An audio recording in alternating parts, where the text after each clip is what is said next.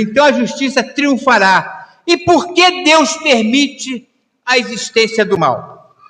Uma das perguntas mais antigas da humanidade. Você vê pela televisão, a mídia toda, que as pessoas querem usar força para separar, dizendo que é da verdade, umas coisas desse tipo. A pessoa sem Deus não há esperança. Sem Deus o diabo vem matar, roubar e destruir. E Jesus veio dar vida em abundância. São mundos separados. E por que essa palavra não responde todos os mistérios da coexistência entre o joio e o trigo? Tem pessoas que querem ser Deus. Se o Hitler vivesse até hoje, o que aconteceria com a humanidade? E outros ditadores do mundo foram separados. Mas e aí, o que acontece? Os filhos deles, os joios, estão por aí, irmão. Matando, roubando, destruindo, irmão. A verdade é essa. E uma das perguntas que as pessoas querem saber, por que Deus permite essas coisas? Hoje de manhã nós escutamos uma aula, uma bênção de culto matutino, falando sobre isso. A permissão de Deus. Certas pessoas morrendo pelos leões, Deus livrando. E por quê? Deus permitir certas coisas. Se você não veio, próximo domingo, venha de manhã aprendermos mais sobre a palavra. Essa palavra não responde todo, mas alguma coisa sim. Mas nos lança sobre esse fato um raio de luz, para que possamos entender a permissão de Deus. Porque não destrói o mal de uma vez. O Senhor da ceifa está chamando, nós cantamos. O Senhor da seara do campo conhece cada planta do seu campo. Deus conhece, irmãos. Nenhuma raiz lhe é oculta. O joio e o trigo, na raiz, eles se misturam. Então não pode arrancar, porque vai arrancar tudo. Mas ele conhece na raiz de todos. Entretanto, a sua infinita sabedoria, ele permite que o trigo e o joio cresçam juntos por um tempo. O que aos olhos humanos parece demorar. Na verdade, isso se aproxima à beneficência de Deus. Isso é a paciência divina, mostra a paciência divina. Porque muitos no lugar de Deus, o que faria? Fogo! Sai! Porque Alexandre de Moraes continua dominando o país? Porque a ditadura está nesse ponto? Por quê? Há um mistério nisso. Assim como o sol nasce sobre os justos e os injustos, e a chuva cai dos bons e maus, Deus concede tempo para que os escolhidos e as ovelhas de Cristo ouçam a sua voz e se arrependam. Ele veio buscar e salvar o que se havia perdido. Então, o que havia perdido, o campo é o mundo, irmãos. Continua aberto à graça salvadora de Cristo, aqueles que vão se arrepender.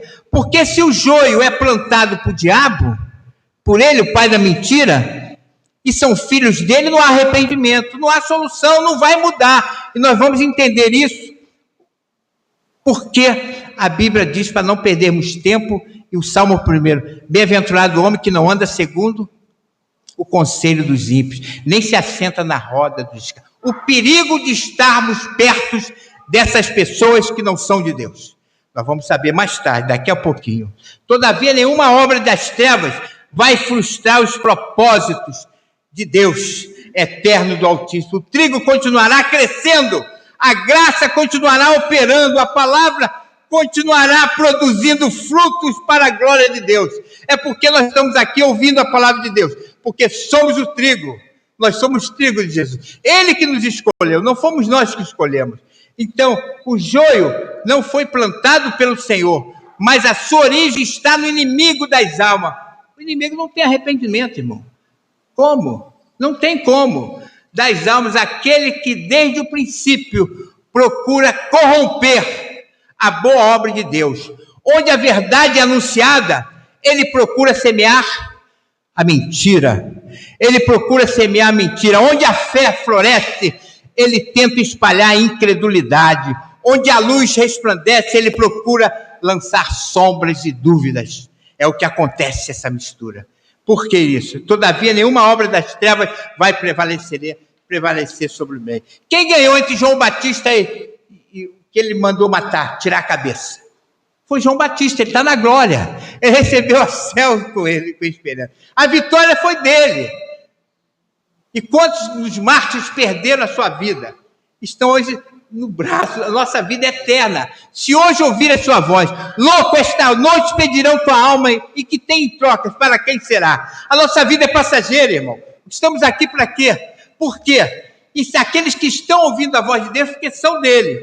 E diz mais, da mesma forma, os falsos ensinos, enquanto o joio é semelhante ao trigo em sua aparência inicial, chega um momento em que sua verdadeira natureza se manifesta. Você escuta tantas coisas, dia de forma de falsos ensinos, falsos doutores, quando pede o Pix, a tua ficha cai, né? Qual eu pensei que era? Porque o mercenário é aquele que faz as coisas por, é o que Jesus falou, por dinheiro. Então estou cá. Então o que acontece? Parece que é igual, parece que está escutando, parece que é a voz de Deus, mas não é. Não, é um falso evangelho, é um falso Cristo, atraente à primeira vista. Muitas vezes utilizam a linguagem da fé, citam versículos, se apresentam como aparência de espiritualidade, pregando outro evangelho, outro Cristo. Quando examinarmos a luz do evangelho, a palavra de Deus diz: lâmpada para os meus pés é a tua palavra e luz para o meu caminho. Quando entendemos a palavra, conhecemos mais, nós passamos os olhos são abertos. Meu Pai, o joio mostra para nós que não são. É por aí que vai. E cita um versículo apresentando, examinando a luz da Escritura. Revelam-se distante da verdade de Cristo. O trigo salvo por Cristo não é guiado por emoções passageiras, nem por promessas humanas de prosperidade terrena. A sua segurança está na palavra de Deus, que permanece firme. Quando todo joelho se dobrará, toda língua confessará que Jesus Cristo é o Senhor, para a honra e glória de Deus. Por isso, todo trigo salvo por Cristo deve buscar diariamente o conhecimento das Escrituras, da palavra de Deus. Quanto mais conhecer a voz do bom pastor, mais facilmente reconhece as vozes estranhas, fora da palavra de Deus, que procura desviá-los do caminho da vida. Diante desta parábola, irmãos, a pergunta mais importante não é quem é o joio ao nosso redor. Há muitos, pelos frutos conhecereis. Mas que tipo de planta somos diante de Deus? Se Deus te chamar esta noite, você sabe para onde que vai? Só tem dois caminhos: vida eterna ou morte eterna. Não está mais. Ele veio para isso, ele veio para os seus, né? Os seus não receberam, mas para